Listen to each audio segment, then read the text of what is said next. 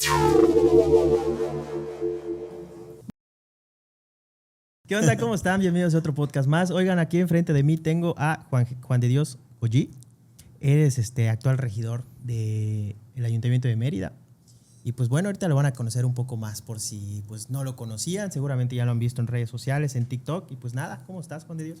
Muy bien, muy contento, muy emocionado. Les sigo desde que empezaron prácticamente Voxtuberos, desde aquellos concursos donde abrían la botella y todo lo demás. Y la verdad estoy muy contento de que me den la oportunidad de estar por aquí. ¿Cuántos años tienes, Juan de Dios? 35. 35. Un poquito más joven, pero 35, sí. Ok. Tenemos la misma edad. Sí, estamos prácticamente iguales. Entonces, eso de la caguama fue en el 2018. Tienes 28 años. Sí.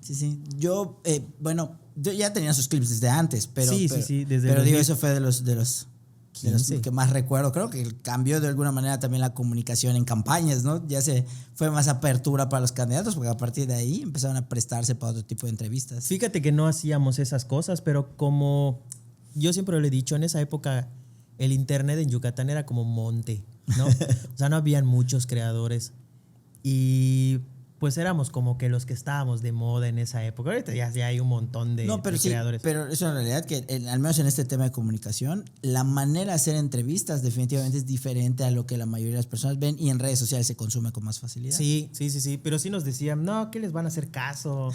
No les van a dar entrevista a los políticos, o sea, hasta crees que el candidato los va a voltear a ver. Y cuando sacamos la convocatoria, empezó a caer uno, otro. Y se fueron dando las entrevistas. Me acuerdo que solo las armábamos, ¿eh? O sea, ni siquiera dijimos, oye, me das una canasta, ¿no? O sea, nada más las hicimos, fueron muy buenas entrevistas y creo que le benefició mucho a Vila, a Mauricio, a tu ex jefe. Yo creo que fue el que más ganó al final en esas entrevistas. Justamente nada más porque fue el que hizo que mejor suene, porque todos lo lograron destapar, pero sí creo que definitivamente cambió de alguna manera. Y si bien en otras partes ya se hacía, sí, en Yucatán, que somos un poquito más cerrados, yo creo que fue algo novedoso. Fue de las primeras entrevistas por youtubers o creadores. Sí. Bueno, en esa época eran youtubers, ¿no? Ahorita ya como que todos hacen Facebook o TikTok. Sí. TikTok. ¿Y cómo estás, Juan de Dios? ¿Estás saliendo del trabajo? ¿Qué estuviste haciendo? ¿Quién es Juan de Dios para los que no te conocen? Y a ver, a mí me van a decir, puta, pobre panista, entrevistas. Pues son los que vienen, son los de Morena, no sé si tienen miedo, no sé qué onda. O no sé si no trabajan o no sé, pero pues bueno, ahí Juan de Dios nos contactó y armamos ahí la plática y pues es eso. ¿Cómo estás? ¿Qué dices? ¿Qué hiciste hoy? Muy bien. Yo actualmente estoy regidor del Ayuntamiento de Mérida, estoy en el equipo de Cecilia Patrón, soy regidor de la bancada del PAN. Y pues la verdad es que Ceci es una mujer que no para. Todo el tiempo está trabajando y prácticamente nos tiene ocupados a todos también. Y ella nos va dando una gran parte de las responsabilidades que tiene, nos las comparte. Y tenemos además las actividades propias de cada regidor conforme a sus iniciativas, a sus propios temas que trae, sus comisiones. Okay. Y además de eso, pues las representaciones que tenemos para ayudar a Cecilia que siga avanzando su proyecto, que en mi opinión va bastante bien. Y pues ese ritmo que ella pone es el mismo ritmo que nosotros tenemos que seguir. Oye, ¿y qué comisión tienes? Yo soy presidente de la Comisión de Mercados y de Comisarías. Además de eso, soy integrante de prácticamente todas. Participo en la gran mayoría, por ejemplo, en el gobierno, en la de servicios públicos, obras públicas. Estoy en varias de las más importantes. Y estas dos, yo pienso que en gran medida participo en ellas como presidente por el grado de conflicto que tienen, ¿no? Entonces me asignaron a mí estas dos responsabilidades y la verdad muy contento, las compartimos. Oye, Juan de Dios, yo te conozco por las redes sociales. Yo te he visto en TikTok. Me ha llamado mucho la atención cómo abordas algunos temas. He visto que también eres un poco frontal. Y me imagino que por eso tienes a veces un poco de hate o tienes bastante hate. Sí, claro que sí. Sí, bueno. ¿Cómo te trata el hate? ¿Qué te pega? ¿Los lees? ¿Te afectan? ¿Te dan igual? Mira, la verdad es que en gran medida sigo un poquito tus consejos, ¿no? La otra vez vi en un video que mencionabas eso, ¿no? Que el hate es parte del show y que tampoco se trata de borrarlo, ¿no? O sea, digo, yo sé que a muchos políticos les incomoda, lo ocultan, lo borran. Sí, todos, hasta los artistas, comediantes. Claro, ¿verdad? yo lo veo como una nueva interacción, me ayuda. Cuando más hate tengo, más vistas tengo también. Mi estilo sí es frontal, pero porque yo pienso que en estos momentos el país necesita que defendamos las ideas que tenemos. La realidad es que hoy en día la política en general, en mi opinión, digo, respeto las posturas diferentes, pero creo que ha pecado mucho de ser muy, muy tibia. No te quieres comprometer con nada, ¿no? De mi parte, yo sí tengo muy claro las cosas en las que creo y las que pienso y las defiendo. Por supuesto, siempre manteniendo el respeto. Nunca ha sido mi intención volver nada personal. Cuando critico a alguien, nunca ha sido mi intención volver algo personal. Pero sí creo que de verdad hay que plantear las cosas y fundamentarlas, ¿no? Y si lo crees, defenderlo y estudiar, ¿no? Se trata de salir a decir barbaridades. Eso genera que muchas personas me ataquen. La realidad es que, sobre todo en TikTok, hay muchos bots, cuentas falsas que entran, te ofenden y todo lo demás. Y yo le platico, por ejemplo, con mi familia, con mi mamá, con mi novia, que a ellas muchas veces sí les afecta. Claro. Y o sea, ellas son las que están viendo, oye, te sacaron esto, Sí. oye, te están diciendo, sí. No, y te mentan 1000 amantes y te dicen que hiciste y todo lo demás.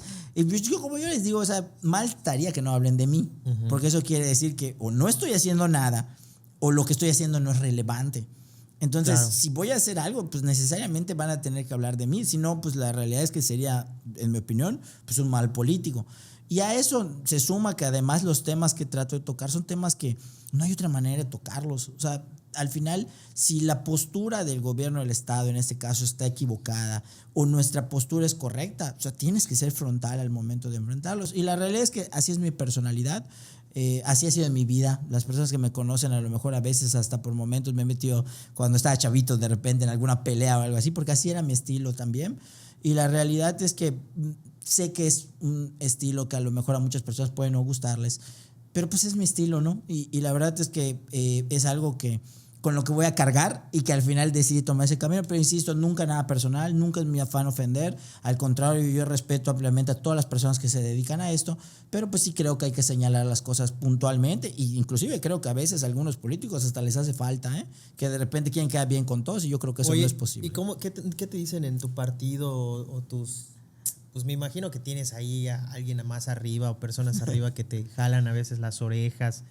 ¿Qué te dicen por el ser un poco frontal? Porque el panista normalmente pues guarda los modos, pues es muy, para mi gusto, no sé, para mi crítica o mi juicio es un poco doble moral también, porque seguramente son, bueno, los considero como que oscuridad en su casa y candil en la calle, ¿no?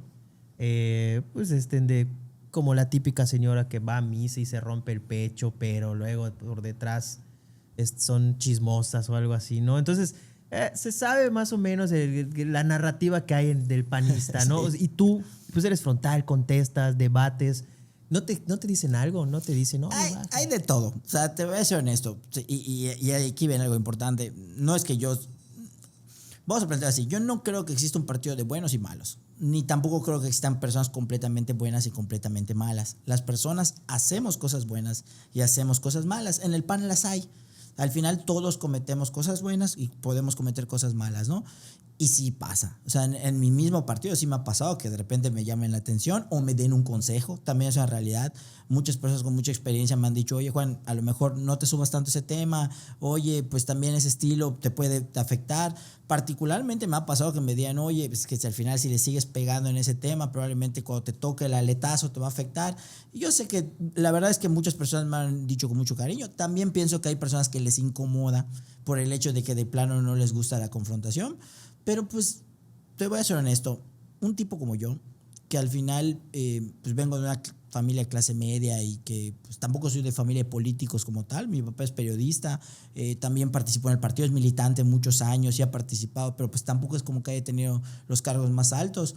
En mi opinión, es lo que me ha hecho crecer, o sea, es lo que me ha dado oportunidades, porque la realidad es que no hubo otra manera, fue porque tomaba este tipo de decisiones desde muy chavito.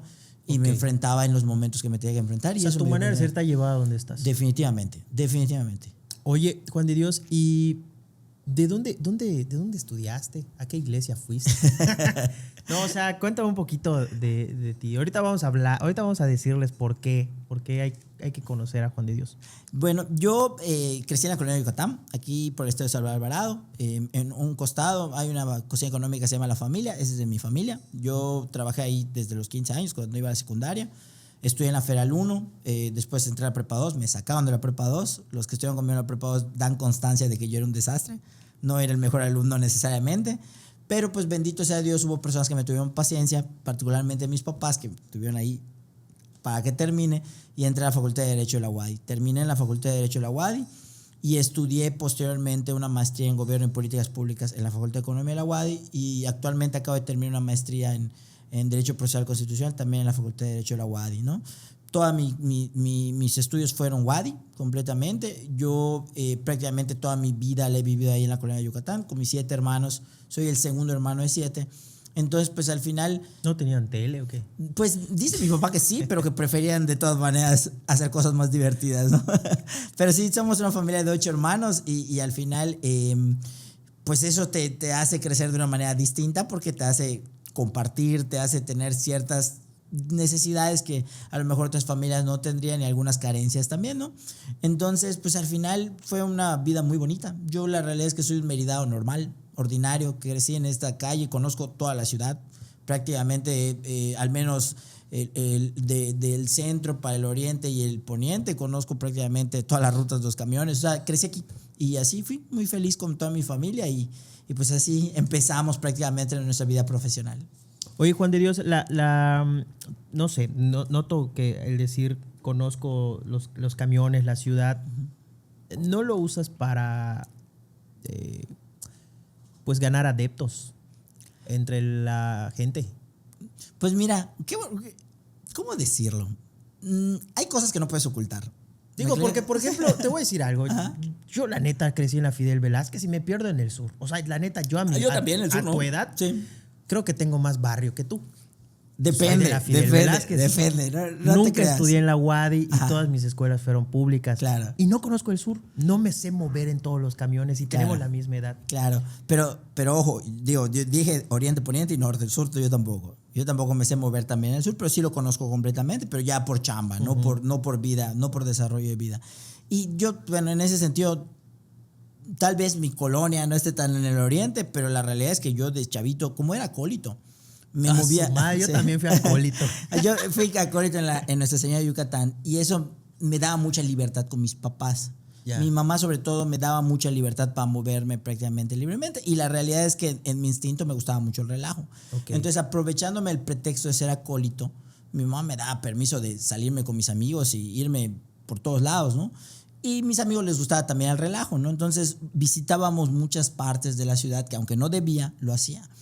No, la realidad es que no me serviría para ganar adeptos. Digo, insistiré, porque hay muchas personas que me podrían dar fe de que la realidad es que de donde empecé, en mi colonia, pues la verdad estoy muy orgulloso de todo lo que he vivido hasta ahorita. Y no podría cambiar mi estilo de vida, ni mi condición social, ni nada a lo que he estado hasta el día de hoy, porque pues la historia me delata, ¿no? Ok. Oye, yo te conozco porque estuviste en el registro civil. Uh-huh. ¿Cómo te fue ahí? Digo, o sea, prácticamente pues era un cargo que pues, el gobernador anterior te dio. Uh-huh. ¿Cómo te desarrollaste? ¿Cómo te fue? ¿Fue padre trabajar en el registro civil? Pues mira, yo creo que puedo definirlo como la mejor experiencia que tuve en mi vida. Fue una experiencia muy bonita. La realidad es que también se trata de ser agradecidos, ¿no? Yo debo ser agradecido con el gobernador que me dio esta oportunidad. ¿Oye, los 6 años estuviste ahí? No, yo solo estuve 2 años. Okay. De los 6 años solo estuve 2 años. Los últimos 2. Sí. De hecho, ni los últimos 2 porque yo renuncié al registro en febrero del 2023. ¿Por qué te fuiste para lo de para regidor? Exactamente. Okay. Yo como me fui candidato renuncié. No pedí licencia, no volví. Nombraron otro director. El registro civil en total tuvo 5 directores durante el periodo de Mauricio. Yo tuve la oportunidad de entrar en el 2021. Después de que pasó la elección intermedia, yo llegué. Fue cuando Celia se fue como regidora. Okay. Ella era la directora los primeros 3 años. Luego llegué yo y yo me quedé durante los 2 años. Y la verdad es que fue una experiencia maravillosa. El registro civil tiene la ventaja de que trabaja para todas las personas. Y hablamos de cualquier estrato social, de cualquier lugar.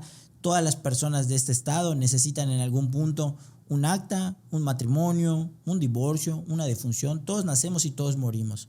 Eso hace que trabajes para todo el estado. Trabajábamos prácticamente 10,000 trámites a la semana Y eso hacía que sea un trabajo impresionante y muy humano, porque te encuentras con necesidades que uno no se imagina, pero que están al alcance de las personas, ¿no? Entonces, en mi opinión, si existe un lugar, de hecho, al que me encantaría inclusive regresar algún día, es el registro civil. Es el trabajo más cercano a la gente, que yo ni siquiera me imaginaba cuando me lo ofrecieron, honestamente, pero me llevé la mejor experiencia de mi vida laboral, profesional y humana también. Oye, Juan de Dios, me dices que hubieron 5 directores en el registro civil, ¿no? ¿Quién de los 5 fue el que más vendió actas e inventó nacionalidades a venezolanos y cubanos? ¿Quién fue de los 5 que más traficó con eso? Pues la realidad es que yo no podría decir que ninguno, o sea, hasta donde yo tengo conocimiento, ¿no? Digo, la verdad es que yo puedo hablar por mí, no por todos, pero al menos en el periodo en el que yo estuve, puedo decirte que no tuve conocimiento de este tipo de sucesos como tal, aunque también tuve conocimiento de otro tipo de sucesos, ¿no? Okay, vamos a poner un paréntesis. Tiramos este chascarrillo porque hace como un par de meses, ¿no? No lo sé, más o menos hace un mes más o menos, estaban hablando del tema de ¿cómo se llama? Ándale, como trato de político, ¿ya lo viste? Déjalo que sude. Está nervioso. Oye, no, es su novia y lo quiere ver. O sea, como toda novia quiere que nos veamos bien. Sí. Son como nuestras otras mamás, ¿verdad? Sí. Oye, no, lo que pasa es que hace como un mes o como 2 meses, pues estuvieron sacando ahí un golpeteo que evidentemente iba, pues, yo creo que para ti o como lo que está pasando ahorita en el vaivén y todas esas cosas, ¿no? Donde decían que pues hubieron ahí un cierto, ¿cómo le pones? Como anomalías. Sí. ¿Cómo está eso? O sea, ¿tuviste algo que ver? ¿Fue para ti? Alguien quería, como me dijiste hace rato que te decían, no te metas en ese tema porque sí, cuando te toque el aletazo te van a inventar algo. ¿Fue algo así? Sí, honestamente y abiertamente te digo, es completamente falso. Efectivamente, como bien decías, me tocó no solamente un aletazo, sino un buen arañón. Yo conté más de 120 portales que compartieron una noticia que era completamente falsa. Y lo digo abiertamente, la realidad es que portales ninguno con ningún tipo de seriedad u oficio periodístico, ¿no? Salvo a lo mejor algunos que de hecho en algún momento me habrán preguntado. Como Televisa Leaks, ¿no? Ándale, ese tipo. Que crean portales que... Pero así, y que además comparten las mismas notas y están pagadas todas de los mismos, la mismita, tal cual, el mismo título y todo redacción, lo mismo, ¿no? Y la realidad es que esto pues al final no deja de ser un golpe, porque de repente mi abuelita le llamaba a mi mamá que porque le mandaron la nota por una amiga. Lo van a meter a la cárcel. Exactamente, porque además eso decía, la nota decía, acusan por tráfico de personas y lo van a condenar a 30 años de cárcel. Una barbaridad así, ¿no? Algo que es completamente, por muchos motivos, falso, ¿no? El principal motivo es que para empezar el registro civil no tiene nada que ver con ningún trámite migratorio. Lo más que puedes hacer es modificar actas o crear actas, lo cual no quiere decir que vaya a servir para traer a una persona al extranjero. Tan es así que en muchos municipios, tristemente, han habido una mala práctica a lo largo de los años donde oficiales se prestan para hacer ese tipo de cosas, ¿no? Yo tuve un tío que se casó 2 veces sin divorciarse y se iba a casar a los pueblitos. Sí, los pueblitos. Porque los pueblos te podían... O sea, te llevaban a un pueblo a que te cases con otra mujer o una mujer con otro hombre. Porque ahí te podían hacer el chanchullo, ¿no? Aunque no te divorcies. Es correcto. Y nosotros nos llegaban, de repente llegaba una señora y nos decía, oye, es que me quiero ser madrina, me acuerdo perfectamente, quiero ser madrina de bautizo, pero tengo 2 actas. Oye, señora, ¿por qué tienes 2 actas? Cuando era niña, mi papá se peleó con mi mamá y como no quería dejarme registrar, mi papá me robó y me registró, pero ya me había registrado mi mamá. Entonces, tengo 2 actas. Pasaban cosas así. Hoy en día siguen pasando muchas de estas cosas de manera distinta. Ya los sistemas son diferentes. ¿Puede llegar a pasar algunas situaciones? Definitivamente sí. Pero cada vez que se van encontrando, la labor del director es reaccionar. Nosotros, por ejemplo, en el tiempo que estuvimos ahí, llegamos a presentar al menos 5 denuncias penales por modificación del sistema. No quiere decir necesariamente una creación de un acta, fueron cosas distintas. Tú puedes cambiar un estado civil, por ejemplo, que de repente, oye, quiero hacer una transacción inmobiliaria y quiero aparecer como soltero. Eso se puede hacer a través del sistema. O de repente, oye, que pues quiero ser más joven. Había personas que en algún punto me decían, oye, es que puedo aparecer más joven porque quiero aparentar menos edad. Hay personas que lo proponen, ¿no? O no se daba eso de que que creen mi acta de defunción. También. De hecho, llegó a pasar también en algún caso alguna persona que recibió una denuncia en este caso, si no estoy mal, era del ISSSTE, porque cobraban la pensión porque consiguió un acta de defunción falsa. Y era un acta de defunción falsa de Yucatán, pero que no fue creada en Yucatán, que fue creada desde otro estado. Entonces, es un tema complicado el registro civil. ¿Cuál es la Pero realidad? son cosas que la gente hace. Que la gente hace. No sirve para temas migratorios. No. Y por ejemplo, uno podría agarrar con Photoshop, bajar una acta de nacimiento de internet, cambiarle los datos y llevarlo para tramitar un INE. Hay gente que lo hace. Okay. O para tramitar una licencia hay gente que lo hace. Eso no quiere decir que el registro civil directamente trayó personas del extranjero, ¿no? Pero la realidad es que cuando esto pasa es muy fácil de detectar. El sistema de registro civil te dice quién lo hizo, dónde lo hizo, cuándo lo hizo, de qué computadora lo hizo, con qué contraseña lo hizo. Y tú puedes saber perfectamente quién. A lo que voy es, si yo en algún momento creo una acta, ya lo saben. Ya deben de tener toda la información y yo debería estar en el bote porque deberían hacer su chamba. Entonces, al final esto es muy sencillo de saber. Nosotros presentamos varias denuncias y de hecho una persona inclusive llegó a tener condena ejecutoriada por autoridad penal por este tipo de situaciones. No necesariamente por trámites migratorios, son dos cosas distintas. Los trámites migratorios tienen que ver con el Instituto Nacional de Migración. Si nos llegaba a pasar que el Instituto Nacional de Migración nos decía, oye, chécame esta acta porque se ve turbia, la checamos, oye, sí es falsa. Sí, pero eso no quiere decir que el registro civil haya participado en esa creación. Entonces es un tema así medio complicado, pero que las personas que sabemos del tema registral sabemos perfectamente cómo funciona, ¿no? Entonces definitivamente esto es completamente falso, pero lo que tú mencionabas es cierto.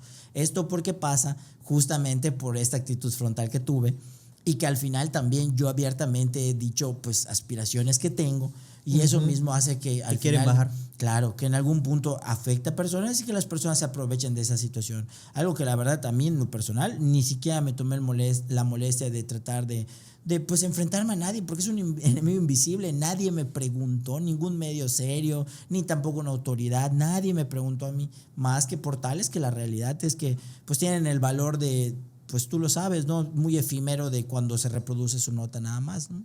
Sí, oye, ¿y cómo, hablando un poco del partido en el que estás, ¿nunca has pensado de algún momento cambiarte de partido? O sea, ¿cómo es que eliges el PAN? ¿Cómo es que estás en el PAN? Digo, yo lo veo como un partido que pues se lo ha arrastrado el PRI, ¿no? O sea, entre las cosas que han gobernado y pues escándalos que han salido, el seguir en el partido, ¿cuál es tu motivo de estar ahí? Pues yo coincido en una parte contigo. Yo soy muy crítico de mi partido. Te van a regañar. Probablemente sí, pero no importa. Yo soy muy crítico de mi partido. El partido es una institución que en muchos momentos se ha equivocado. Yo la realidad es que muchas de las críticas que tengo son principalmente a nivel nacional, que hemos hecho una serie de barbaridades que a veces nos debilitan en el discurso público, ¿no? Porque justamente el ejemplo claro fue la alianza, ¿no? Con la que muchos no estuvimos de acuerdo y con la que pues al final aceptamos por disciplina y por lealtad al partido, pero que al final sabemos que fue un error y que hoy en día nos cuesta trabajo salir a desmentir justamente este tipo de situaciones, pero que al final como estrategia de equipo pues uno la sigue. Yo estoy convencido de que el PAN tiene en su fundamento la mayor capacidad de entender al ser humano. ¿Qué quiere decir? Que yo creo que en el papel, o sea, en lo que se dice, en lo bonito que se escribe, ahí sí hay soluciones para las problemáticas de las personas. Ahora, una cosa es lo que dice el papel y otra cosa es llevarlo a la realidad. Y muchas veces en llevarlo a la realidad hemos fallado. Pero eso no quiere decir que el partido esté mal. Las personas fallamos. Es como pensar, por decirte algo, que la iglesia está mal, ¿no? Porque algunos miembros de la iglesia se han equivocado. Pues sí, hay personas buenas y malas, como te decía. Las personas hacemos cosas en todos lados, pero eso no quiere decir que la iglesia esté mal. Quiere decir que hay personas que se han equivocado y que deben de tener una sanción por ello. Pero al final el partido también hace una institución de personas. Hay personas que se han equivocado una y otra vez, pero yo creo que en el documento y en el papel los principios del PAN son muy claros. Y ahí tal cual encuentro dos cosas que a mí me representan mucho, que es la obligatoriedad de apoyar a las personas que menos tienen, que es el principio de la solidaridad, y la segunda es la necesidad de hacer que las personas logren salir adelante por sí mismas, ¿no? Que es la subsidiariedad. Esos dos conceptos para mí son los más importantes que debe existir en la política pública y en el PAN se encuentran presentes en sus principios. Ahora, de eso a que las personas lo practiquen y que lo mencionen es algo completamente diferente, pero a mí me convence para estar allá, cosa que por ejemplo pues en Morena no veo. En Morena no veo ni, o sea, veo que hay una gran carga de respeto a la figura de una persona, casi una idolatría, y por supuesto que también con mucho respeto veo cosas positivas en la labor política que realizó durante años y la tenacidad, pero no veo principios, o sea, no veo una idea que les lleve, porque no robar, no mentir, no, eso no es una idea, no es eso es no es copia y doctrina. pega. Claro, eso no es doctrina. El PAN tiene doctrina, y esa es la doctrina que te debe llevar a la acción a la hora de decidir tus políticas públicas. Insistiré, no quiere decir que siempre lo hagamos, pero al menos en el papel está bien. Oye, Juan de Dios, tú eres, la verdad es que casi como de mi misma tez, eres moreno. O sea, ¿estás consciente de que si estás buscando algo en el PAN, crees tenerla fácil? O sea, te digo, yo siento que el PAN es un partido clasista. No lo sé, ya viste en Facebook que sale, mi tía la panista, ¿no? Sí. ¿Cómo es que la tía la panista, no? Católica, blanca, clasista, claro, racista, o sea, así como los en el gabacho, ¿no? Chica, es cierto, sabes. Oye, pero ¿tienes conciencia de dónde estás parado? O sea, ¿has pensado en eso? Sí. ¿Te ves así como que, mira, llega a ser alcalde y siendo moreno, ¿eh? O sea, cuéntame un poco de eso.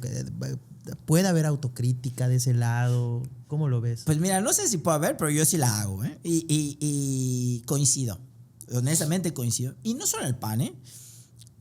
Hay que saber que de entrada nuestra sociedad meridana y yucateca en muchos momentos es clasista. Sí. Completamente, ¿no? Por historia. Historia, ¿no? Y al final, dentro de todo esto, nos acostumbramos. La realidad es que nos acostumbramos y nos acostumbramos a que, no sé si una vez a ti te pasó, pero a mí me llegó a pasar que vaya a un antro con mis amigos y a mí no me dejen pasar, por ejemplo. No, nunca me ha A mí pasado. sí me llegó a pasar, ¿no? Particularmente en el cielo, por ejemplo, que está aquí en Prolongación, me llegó a pasar. Afortunadamente ya era popular. Y si me iba a pasar, pues... Tú los funabas en ese momento. Pues como que dice, no, pase bien el youtuber. No, la verdad es que no me pasaba. Bueno, a mí sí me va a pasar y a muchas otras personas también les ha pasado, ¿no?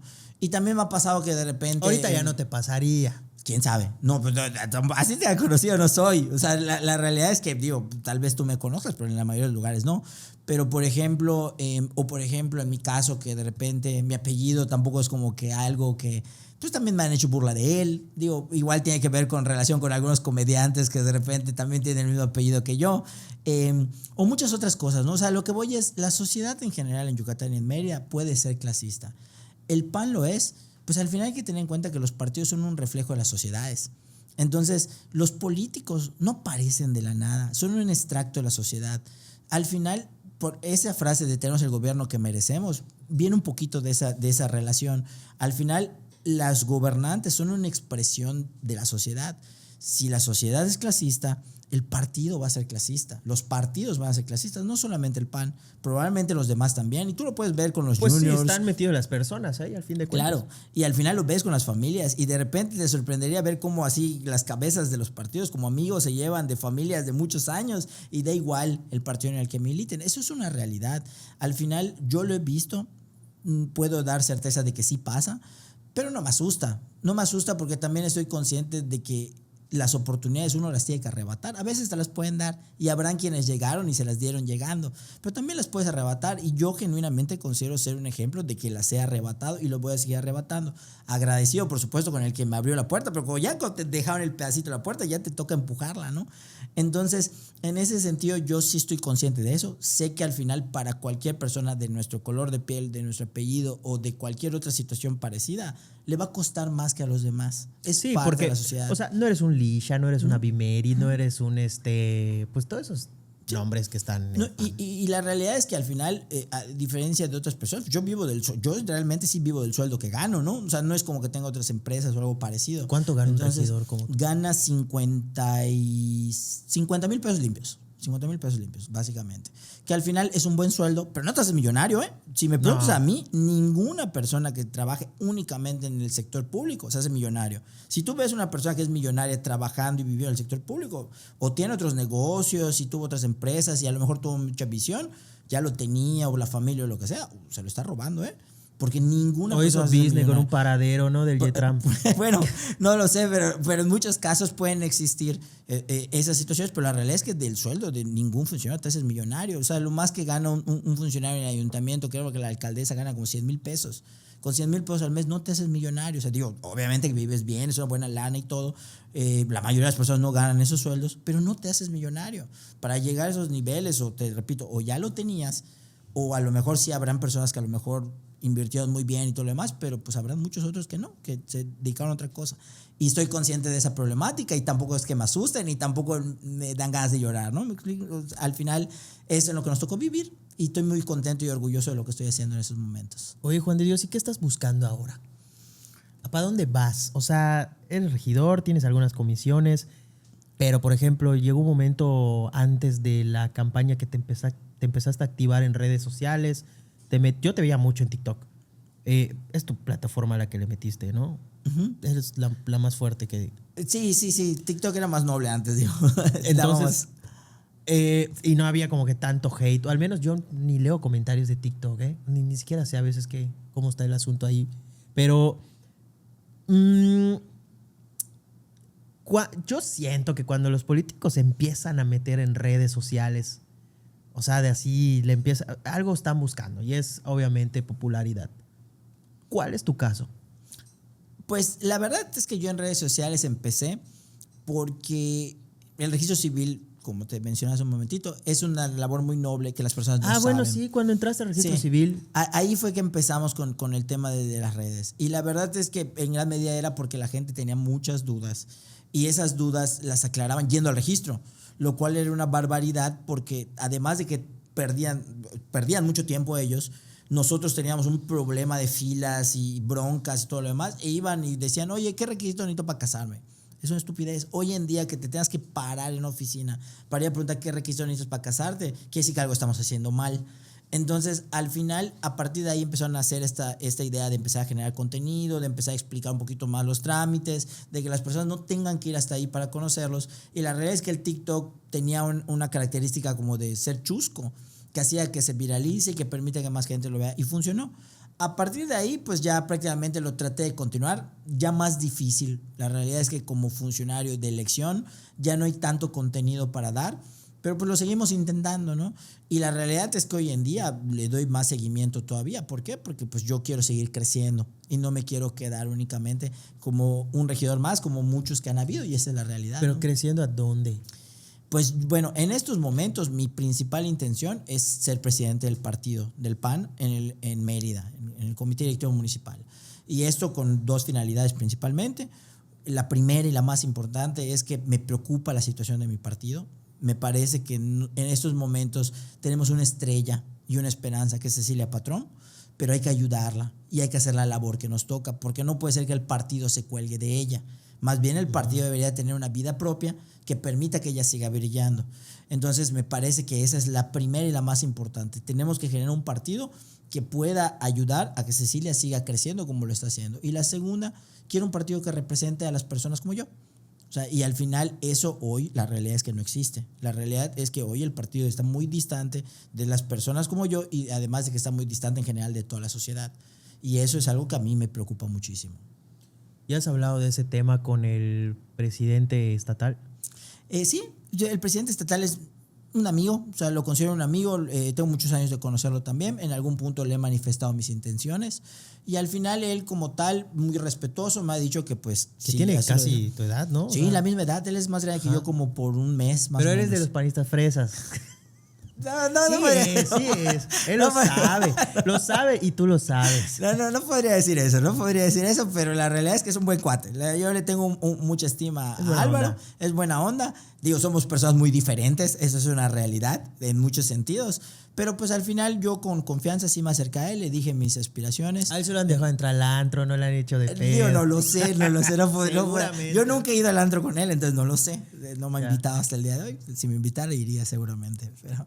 Oye, la verdad es que esperemos que vaya bien en eso que buscas. Hace falta gente como tú y es evidente y en todos los partidos. O sea, la verdad es que hasta los que no somos panistas, porque aunque muchos digan, Fernando, panista.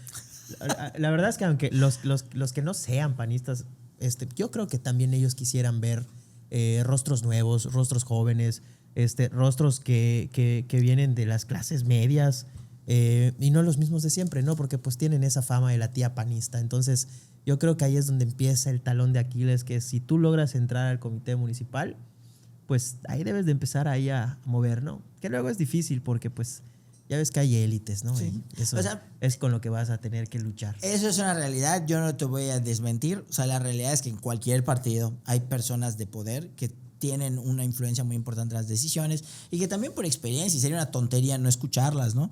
Pero también es una realidad que hay que cambiar cosas. Ve a los de Morena, se le metieron los priistas. Claro. Y quedaron ellos ahí Sí, abajo. O sea, sí. tampoco hicieron nada. Y la realidad es que eso pasó porque la élite lo permitió. O sea, los de arriba permitieron que eso pase y que los desbanquen y todo lo demás. O sea, en este caso yo lo que pienso es que hay que hacer un cambio en el PAN gradual. No hay que considerar sí a los jóvenes, pero también a las personas que ahí están. Pero lo más importante de todo es que tener causas que representen a las personas, porque la realidad es que no puede ser que de repente es un día verde y nos ponemos de verde, y hay naranja y nos ponemos de naranja, y mañana es morado y nos ponemos de morado. No tenemos nuestra causa propia. O sea, nos vamos colgando de la moda, de la moda, de la moda. Y el PAN hace mucho tiempo que parecería que es una sucursal más del ayuntamiento del gobierno, solo replicando lo que ellos hacen. Y tenemos que tener una vida propia. No solo el PAN. O sea, al final así han estado los partidos políticos en el último tiempo. Pero tenemos que tener una vida propia, con causas propias, con agenda propia. Y al final también hacer que nuestros funcionarios cumplan lo que te decía que estaba en el manualito, en ese librito. Hay que ver que esa doctrina no sea letra muerta, sino que si al final llegase por el PAN, pues también vivas, aunque sea alguito de eso, ¿no? Al menos te empaniza un poquito, ajá, ¿no? En el cargo. Sí, fíjate que igual, pues yo vengo de una mamá que era panista. Digo, no sé si sigue siendo. Así blanquita, güera, y que toda la vida iba del PAN. Pero no llegó un momento en donde pues hay cosas que empiezas a ver. Tú dices, ¿qué onda? ¿Qué rollo, no?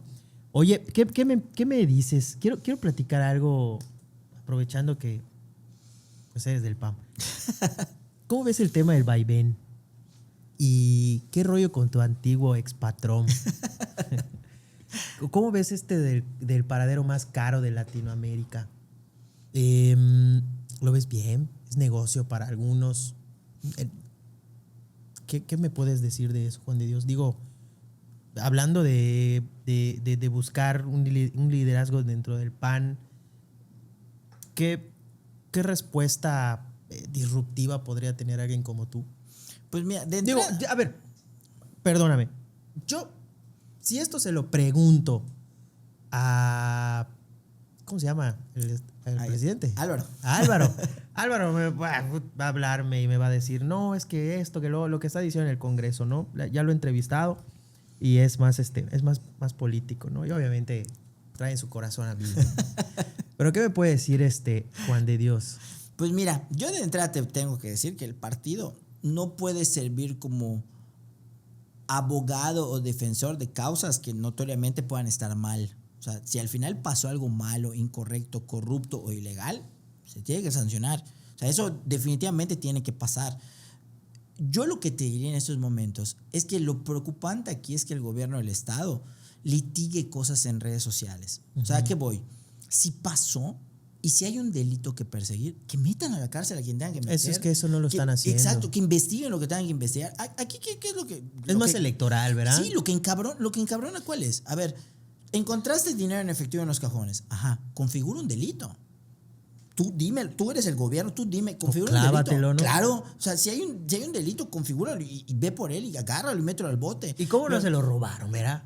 O sea, la cuestión aquí es, oye, ¿qué es lo que está...? Oye, por ejemplo... No me lo hubiese llevado a mi casa. Pues no está etiquetado ni nada. Pero además hay que tener en cuenta una cosa. Sí, el director acaba de entrar en posesión como director, pero no acaba de entrar a la ATI. A la ATI tiene meses que llegó como encargado de despacho, pero oye, nunca revisaron los cajones. Dicen, es que se acaba de ir el director del área. Oye, nunca le pediste informes respecto de la venta de las tarjetas.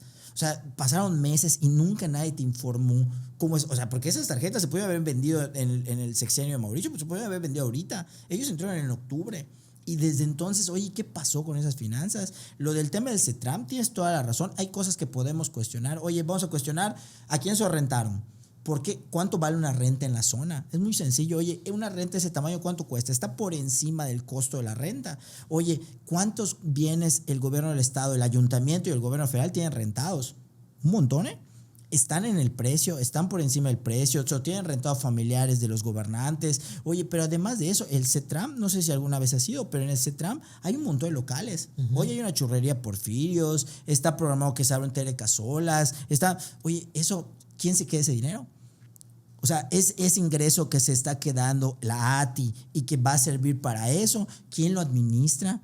Tienen oficinas de administración allá y toda esta información, oye, a ver, lo que no está padre es que salgas y tires 2 bombitas y te guardes después. O sea, ya tiraste la piedra y después no terminaste de aclarar absolutamente ni quién la va a terminar de aclarar. O sea, no hay detenidos, no están persiguiendo a nadie. No hay denuncias. O sea, al final dijeron que presentaron una, pero en función a o sea, que... hubo corrupción, pero que la hizo, se salvó. Y la cuestión ahí es eso. O sea, al final, ¿en qué va a acabar? Yo no estoy viniendo a... Yo lo que digo es, si pasó algo, que lo persigan y lo sancionen. Pero no que solo que salgan y declaren 2, 3 cositas y después ya no digan nada. Porque al final eso es lo que está pasando, que se vuelve un tema político. ¿Cuál es la realidad? Que si había algo que era aceptable para las personas, fue el tema del vaivén. ¿Y por qué era aceptable? Porque al final las personas que sí llegamos a tomar el transporte público en el pasado, no te voy a mentir, yo desde hace algunos años tengo mi carro, pero yo llegué a tomar el transporte público hasta hace 8 años que iba a la facultad. O sea, una vez que compres tu auto ya no te vuelves a subir un carro, muy difícilmente. Algunas veces tal vez por excepción, porque se metió al taller o lo que sea, también puede ser, pero indistintamente de eso, la realidad es que si tú tomaste el camión en el 2017 o 2018, no puedes comparar, no hay nivel de comparación, no puede ser posible que en todos esos años la ruta periférica, que fue la primera que existió, y lo voy a decir, es una estupidez que hayamos llegado hasta el año 2019 para que exista. Hubo años que lo pedía la gente, años que las personas necesitábamos una ruta periférica y no existió. Entonces era algo muy bien aceptado y que al final inevitablemente relacionadas con Mauricio. ¿Por qué? Porque Mauricio se la pasó hablando del vaivén y fue su bandera mucho tiempo. Tan es así que para el 2021 en gran medida fue esa y el tema del médico 24/7 que también desaparecieron y que tampoco dieron una explicación. Aquí la cuestión es, ¿por qué esa enemistad al pasado sin condena? Y además lo vemos también en los discursos de Andrés Manuel. ¿Cuántas veces la pasó diciendo los del pasado, los que se robaron, cuántos estuvieron en la cárcel? ¿A cuántos persiguieron? ¿Cuánto comprobaron? Entonces, ese discurso de odio al pasado, sin pruebas, sin castigo, ese es el que se me hace completamente... Es solapa, ¿no? Es solapar. Claro, y al final es atacar a lo que en ese momento se percibe como algo positivo de los anteriores. Lo entiendo. Sé que es política, pero llévalo al siguiente nivel, o sea, al menos ármalo un poquito más, porque además el tema del CETRAM es un tema de política pública de transporte. Si bien es importante cuánto cuesta, es más importante los resultados. ¿Cuántas personas transbordan? ¿Cuántas rutas están pasando? O sea, realmente está logrando ese diseño de tener esas unidades, logró un cambio en el transporte o no es necesario, porque no es el único, ese es uno, pero es uno de tantos. Y CETRAM no hay solamente aquí en Yucatán, hay en Ciudad de México también. Sí. Y al final ahí la Ciudad de México desde hace muchos años está gobernado por los mismos. Entonces, ahí ¿cuál es la diferencia? La renta, solo es la renta lo es el problema. Porque si nos fuéramos a revisar rentas, te aseguro que nos sorprendería ver cómo la mayoría de la maquinaria, por ejemplo, que usa la Secretaría de Obras Públicas es rentada y al final tampoco nadie les dice, oye, ¿por qué no la compraste en lugar de rentarla y a quién se le está rentando, ¿no? Entonces, creo que en ese sentido no digo que no lo deban de perseguir. Si pasó algo que lo persigan, oye, pero háganlo bien, no lo hagan como si pareciera nada más pleito de escuela, ¿no? Así como que te acuso. De campaña electoral. Sí, o sea, llega un punto en donde ya es burdo, ¿no? Entonces, yo insistiré que esa es la parte que a mí me preocupa, porque así como puede ser este tema, puede ser cualquier otro en donde digas que pasó algo, pero pues, ¿y luego qué? ¿Y luego qué va a pasar, no? A mí me queda la duda de por qué lo hicieron. Si no fue para castigar y no fue para condenar, no sé si es para cambiar algo en el sistema, porque esa es la siguiente parte. Dicen que hay un déficit, ¿y qué van a cambiar? Porque hasta ahorita han hablado de lo malo, pero no han dicho qué van a cambiar. Entonces, al final yo espero que sí vayan a cambiar algo y cambien lo que dicen que está mal. Pero si pasan 2 meses y no anunciaron absolutamente nada y solo cambiaron de color las tarjetas y los camiones, pues definitivamente es un tema de grilla que pues a ninguno nos beneficia, ¿eh? Pero bueno, esa es mi opinión. Oye, Juan de Dios, para ir cerrando, hay una pregunta que últimamente le he hecho a los panistas, pues son los últimos que han estado en el poder. ¿Qué autocrítica le haces al gobierno anterior y a tu partido aquí en Yucatán? ¿Autocrítica en el tema de gobierno político? ¿En el gobierno? ¿En el gobierno? Mira, si me preguntas a mí, yo creo que el gobierno anterior pudo haber sido... yo estuve en el gabinete como director de Registro Civil y pude participar en muchas reuniones. Y me parece que algo que a mí me gustaba mucho era que funcionaban muchas cosas por indicadores, ¿no? Me acuerdo, por ejemplo, cuando, oye, hay que bajar los niveles de pobreza, ¿qué hay que hacer?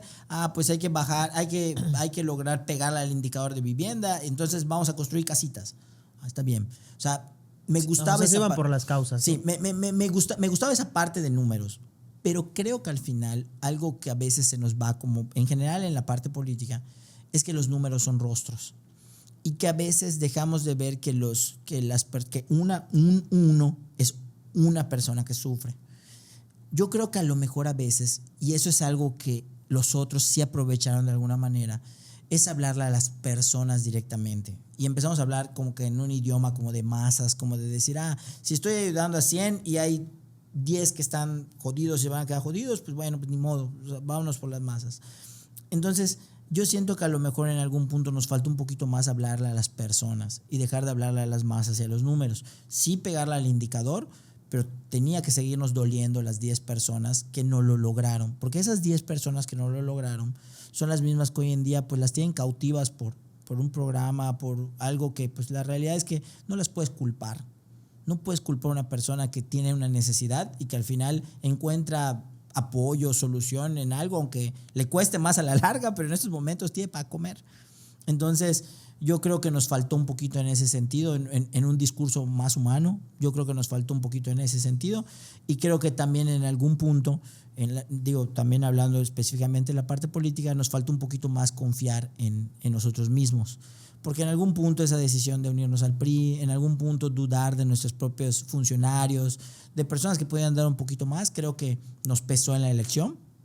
Pero principalmente creo que en este tratar de dar resultados a las masas, olvidamos algunos sectores que definitivamente los cautivaron de otra manera, que insisto, no quiere decir que es porque se preocuparon más que nosotros, solamente que ellos sí les hablaron directamente, ¿no? Y tristemente eso olvídate del resultado electoral. Probablemente haya gente a la que le fallamos. Uh-huh. Entonces eso pues siempre va a ser si a una persona que después de nuestro gobierno no mejoró, para mí fallamos. Entonces en ese sentido hay que saber que probablemente la mayoría de los gobiernos fallan, pero no importa. Al final a partir de eso entendemos que el gobierno puede ser algo perfectible. Entonces, pero pues para mí si no ayudamos a todos quiere decir que en algo pudimos hacerlo mejor. Oye, Juan de Dios, ¿con alguien más compites la municipalidad del PAN? Pues hay sus chismes principalmente. No me tienes que decir nombres. No, pues pero, no les voy a hacer comercial aquí. pero ¿qué piensas, chance? ¿En qué te diferencias tú de los otros posibles? Pues mira, de entrada, la verdad es que prácticamente no hay. O sea, la realidad es que hoy en día creo que hay una cuestión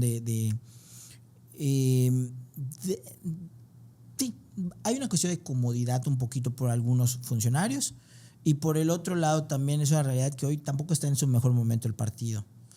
Entonces, venir al partido es venir a dar sangre. O sea, esa es la realidad, ¿no? O sea, el que venga al partido como presidente no puede estar buscando una candidatura. Tampoco puede estar tratando de promover su imagen. O sea, hoy en día venir al partido es venir a dar sangre por una institución que si no entiende la importancia del 2027 está condenada, ¿eh? Al final, indistintamente de lo que opinen otros partidos, hay partidos que en la próxima pierden su registro. Y el PAN puede llegar a ese momento si no entiende los retos que tienen en estos momentos. Entonces, yo creo que el principal factor que tengo para considerarme el indicado es que yo sí entiendo el reto, que estoy dispuesto a renunciar a ese tipo de opciones personales para priorizar el partido. Y sobre todo que la verdad, por cómo están las cosas en el país hoy, lo más importante que va a haber es el tema electoral. Y cuando hablo del tema electoral es el tema de cuidado de las casillas, representantes generales, estructuras y cuidado y defensa del voto. Y yo me considero un especialista en esos temas, es lo que he hecho siempre para el partido. Y la realidad es que por como vienen hoy con los nuevos jueces, con los nuevos magistrados, con el tribunal electoral que hay hoy en día y todo lo demás, si no tienes la sartén por el mango o como dirían por ahí los pelos de la burra, mira que yo no creo que haya persona que pueda defender una elección.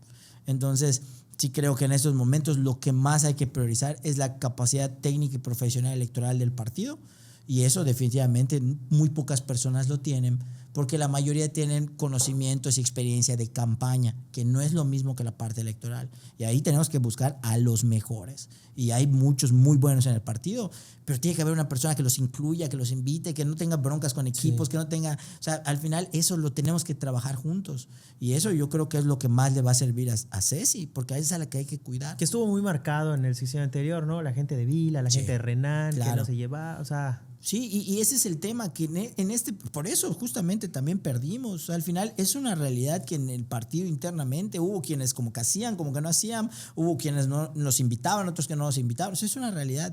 Si al final el presidente del partido no es un factor de unidad en el trabajo, no en la persona, porque el problema es que el partido luego pensamos que la unidad es todos estamos con Vila, todos estamos con Renan, todos estamos con... No, en la persona me refiero, en el principio, en el saber que estamos trabajando por lo mismo. Al final, hoy eso que queremos, Cecilia lo representa, pero no puede ser en función de una persona, porque cuando lo hacemos solo en función de una persona, cuando esa persona falla, pues todo se va al carajo, ¿no? Entonces eso es lo que hay que tener cuidado para que no nos vuelva a pasar y pues el partido pueda seguir teniendo una vida.